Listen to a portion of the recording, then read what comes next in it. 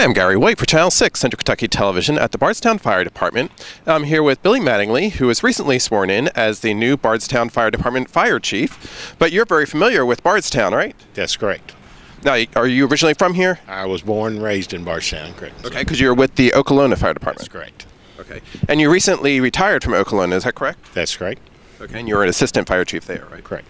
Okay. How many years were you at Okolona? 32 years. 32 years. Yes, sir. So you retired there in November and then applied for this job and just started recently, right? That's correct. Just started this week.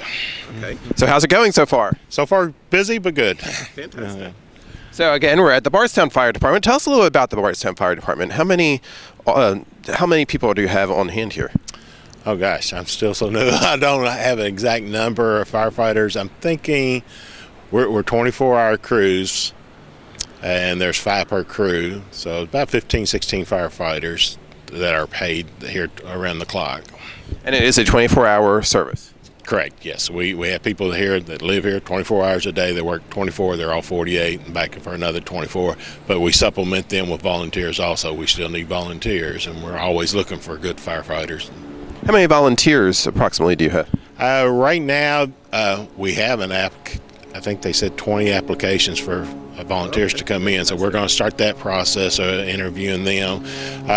Currently, I believe they're right at around maybe 8 or 9 volunteers they have.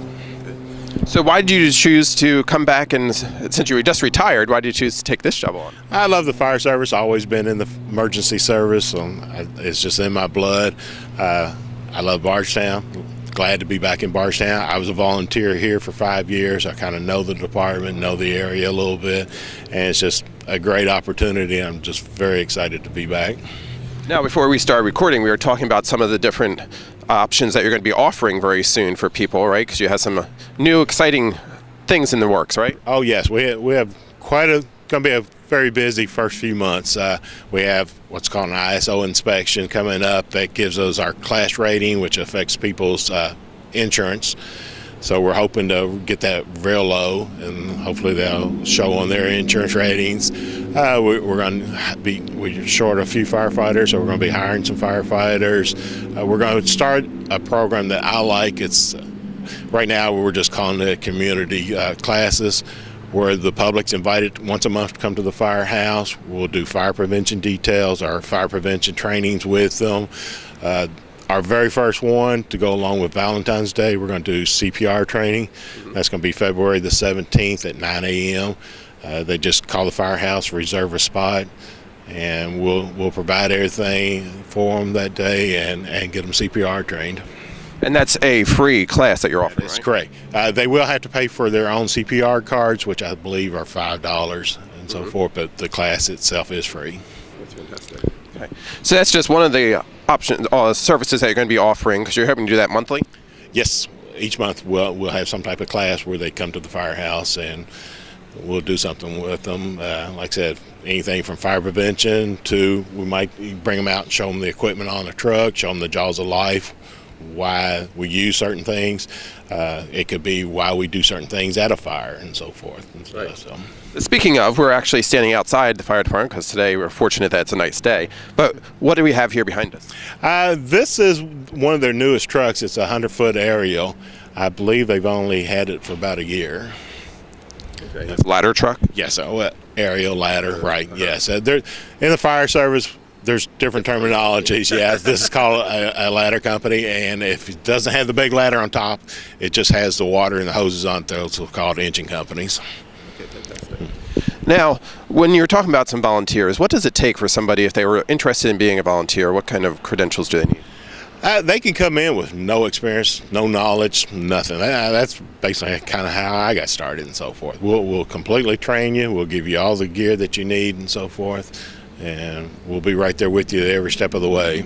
It can be a long process. The state mandates a certain amount of training hours and a certain amount of classes and so forth. But I have a daughter, she'll be 18 in March, and she's currently going through one in Bullitt County.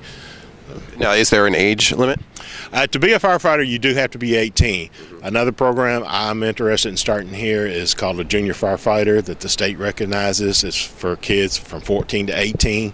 They come in, they train, They can do certain things with us at a fire scene. They just cannot enter a burning building and so forth. But if they start out at 14, by the time they turn 18, they switch right over to a firefighter. They have all their hours that they need and all the training.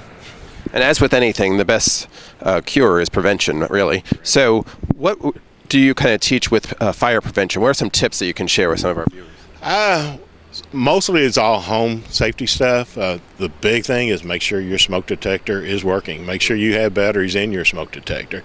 We do a lot for kitchen fires, how to prevent a kitchen fire, just if you do have a fire, how to put it out, put the lid over it, and stuff like that.